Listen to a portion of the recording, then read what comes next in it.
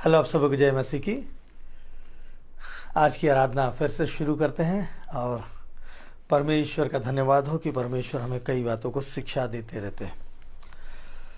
तो हम ऐसी शिक्षा की ओर चलते हैं जो हमारे जीवन में आज क्या काम आने वाली है।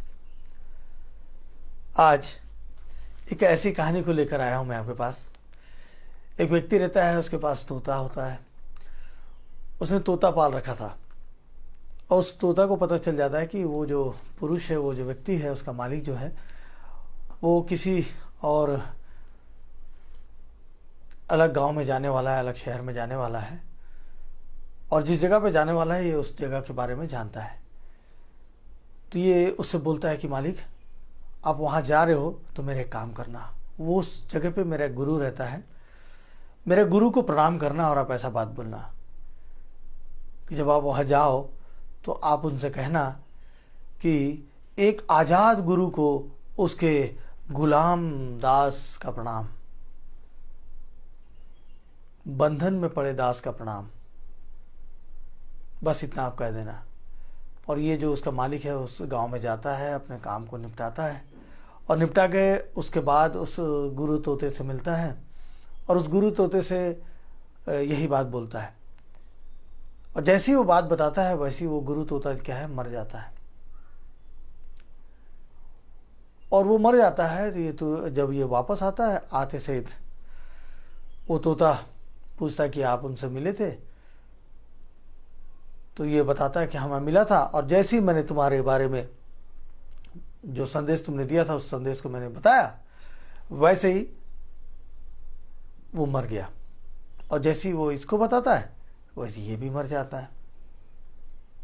और जैसे ये तोता मर जाता है तो ये क्या करता है, उसको पिंजरे से निकालकर बाहर फेंक के आ जाता है। और जैसे ही वो फेंकता है वो तोता उड़ जाता है।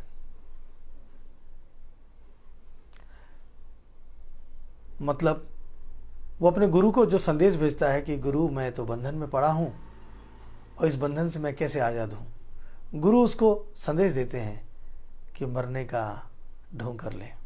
अगर तुझे आज़ादी चाहिए तो पहले मृत्यु को पाना चाहिए। अगर तू आज़ाद होना चाहता है तो पहले मरना सीख जा। और वो जैसे ही तुरंत उसके गुरु का संदेश को सुनता है, अपने आप को मार लेता है और जिसका नतीजा ये होता है कि वो आज़ाद हो जाता है। आइए हम परमेश्वर के वचन को देखते हैं आज़ादी के लिए। ये वचन जो है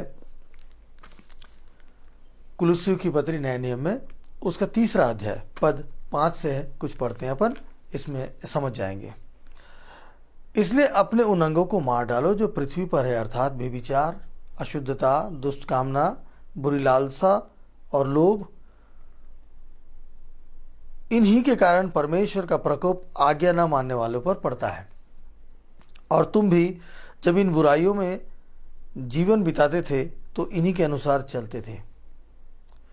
पर अब तुम भी इन सब को, अर्थात क्रोध, रोष, बैर भाव, निंदा और मुंह से गालियां बकना, ये सब बातें छोड़ दो। एक दूसरे से झूठ मत बोलो, क्योंकि तुमने पुराने मनुष्यत्व को उसके कामों समेत उतार डाला है। यदि हम भी अपने समस्या, अपनी परेशानी, अपने दुख से आज़ाद होना चाहते हैं और हम अपने जीवन में शांति पाना चाहते हैं तो हमें भी इन सब बातों से अपने आप को मारना होगा, तभी हम आज़ाद हो पाएंगे। और वो बातें क्या है, मैं आपके सामने फिर से पढ़ देता हूँ। अर्थात व्यभिचार, अशुद्धता, दुष्कामना, बुरी लालसा, लोभ,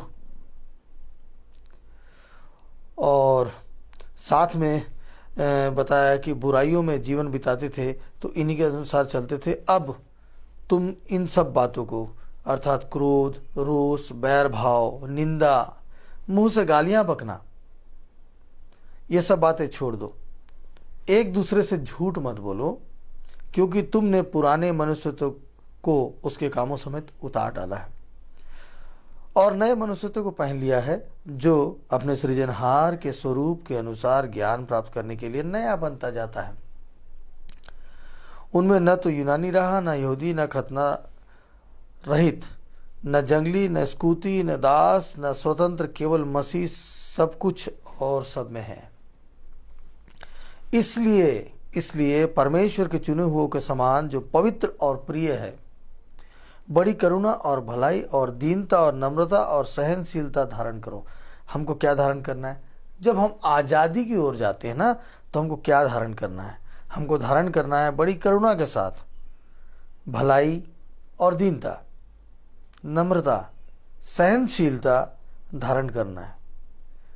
दूसरी बात, यदि किसी को किसी पर दोष देने का कोई कारण हो, यदि किसी को किसी पर कोई दोष देने का कारण हो, तो एक दूसरे की सह लो और एक दूसरे के अपराध क्षमा करो। जैसे प्रभु ने तुम्हारे अपराध क्षमा किए, वैसे ही तुम भी करो। उसके आगे भी हम देखते हैं, इन सब के ऊपर प्रेम को जो सिद्धता का कटिबंध है बांध लो। और ये जो सारी चीज है ना, ये सारी चीज के जो मुकुट है, जो सबसे महत्वपूर्ण चीज है, वो है प्रेम, जो सिद्धता का कटिबंध है। उसको क्या करना है? हमको बांध लेना है। मसीह की शांति, जिसके लिए तुम एक देह होकर बुलाए भी गए हो, तुम्हारे हृदय में राज्य करे और तुम धन्यवादी बने रहो।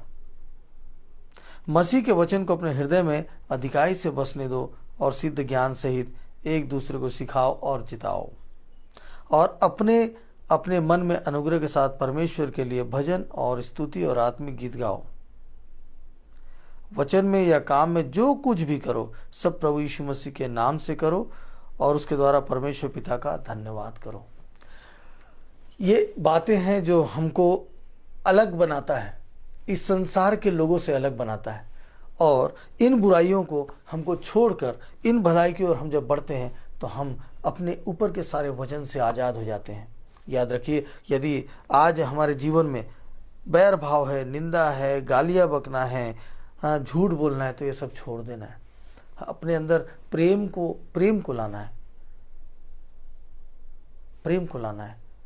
अपने अंदर अपने आप को ईगो फीलिंग में नहीं लाना है। दूसरा बात, ये संसार का ईश्वर क्या करता है? हमको दूसरे के साथ दिखाकर हमारे ऊपर गुण को अवगुणों को सामने प्रस्तुत करने का मौका मिलता है। हम अपने आप को अगर बहुत बेहतर समझ रहे होंगे, तो हमारे सामने कुछ ऐसी चीज़ें आती है कि जिसके द्वारा हम ये बात समझ पाते हैं कि ये तो मुझसे बेहतर है, वो मुझसे बेहतर है। लेकिन जब हम उसके निकट में जाते हैं, तब हमको पता चलता है कि उससे बेहतर परमेश्वर ने मुझे बनाया और मेरे में बहुत काबिलियत है। एक शहर की बात है, एक शहर में कौवा रहता था। कौवा बड़ा खूबसूरत था, वो अपने आप को बहुत खूबसूरत समझता था और बड़े मज़े से रहता था वो। और उस पूरे इलाके में वो अपने आप को बहुत बेहतर खूबसूरत समझता था। वो मानता था कि मेरे समान कोई खूबसूरत नहीं है और मैं एक बहुत अच्छा पंछी हूँ, मेरे समान ईश्वर ने किसी और को नहीं बनाया। लेकिन एक दिन वो उड़ते हुए कहीं और जाता है, वहाँ हंस को देखता है, और जब हंस को देखता है तो हंस बड़े खूबसूरत सफ़ेद और बहुत सुंदर दिखता है। ये उसके पास पहुँच जाता है, अरे बाप रे, इतना सुंदर है, मुझसे भी सुंदर है।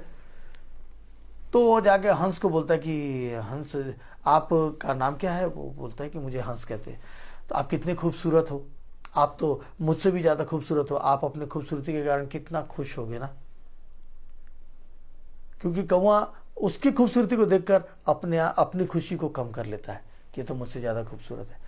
तो वो हंस क्या बोलता है? मैं खूबसूरत तो नहीं हूँ, मैं खूबसूरत हूँ, लेकिन मुझसे ज़्यादा खूबसूरत वो मोर है, जिसमें रंग बिरंगे नाना प्रकार के रंग लगे हुए हैं, बहुत खूबसूरत है।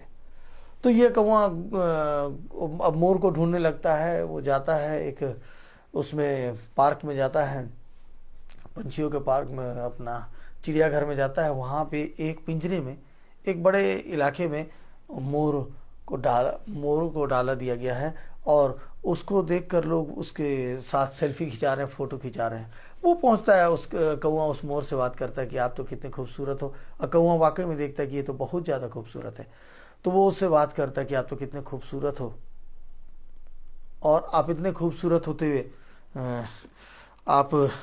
आपको कितना अच्छा लगता होगा, आपके शरीर में बहुत सारे रंग हैं और मैं तो सिर्फ काला हूँ। तो मोर बोलता है कि तुम बहुत अच्छे और खुश मिजाज हो, तुम बहुत खूबसूरत हो, और तुम्हारे लिए तुम्हारे जीवन में बहुत कुछ अच्छा है। क्योंकि देखो, मेरे खूबसूरती के कारण मुझे कैद में रख दिया गया है। आज मैं आज़ाद नहीं हूँ, क्योंकि मैं खूबसूरत हूँ, इसलिए लोग मुझे कैद करते हैं। लोग मेरे साथ फ़ोटो जरूर खिंचाते हैं, लेकिन मुझको कैद करते हैं। खूबसूरती कैद होने के लिए होती है।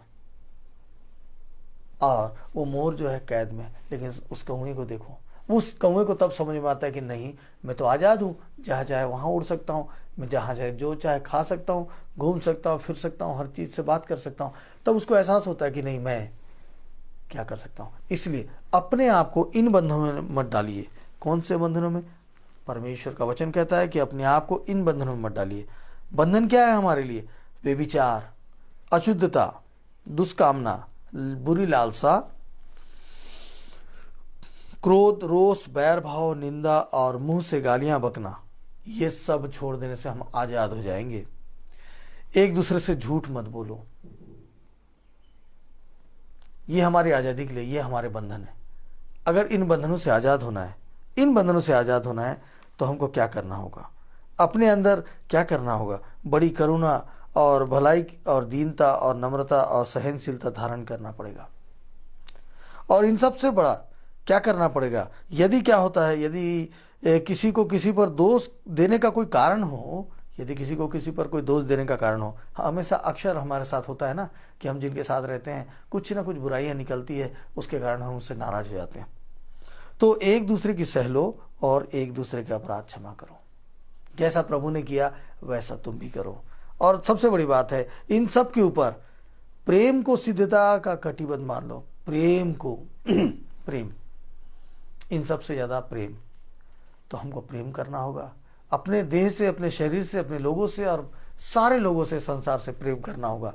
तो हम आजाद हो जाएंगे और हम फिर अपने आप को पहचान पाएंगे कि हम, लेकिन अभी हम बंधन में हैं कई सारे बंधन में, और ये बंधन हमारा पूरा दिन जो हमें जो मिला है खराब कर देता है, हमारी रातें खराब हो जाती है, हम सिर्फ उन बंधनों की चिंता में पड़ जाते हैं।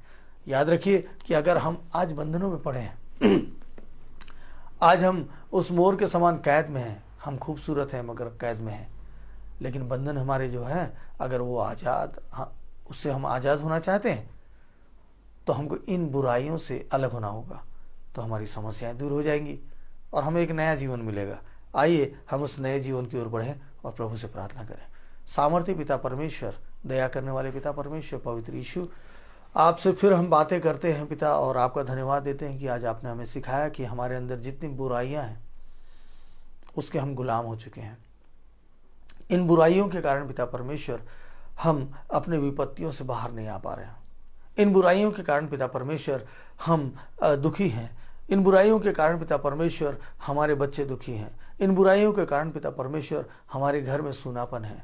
इन बुराइयों के कारण पिता परमेश्वर हम अपने लोगों से या सारे लोगों के बीच में जब काम करते हैं, मिलते हैं पिता परमेश्वर, तो सूनापन रहता है, क्योंकि खुशी नहीं होती पिता, बंधन होता है। ये बंधन पिता हमारे अंदर क्रोध, ईर्ष्या, बैर भाव, चिढ़ लाता है पिता, और प्रभु गालियां बकने तक मजबूर करता है, क्योंकि हम इसके बंधनों में हैं।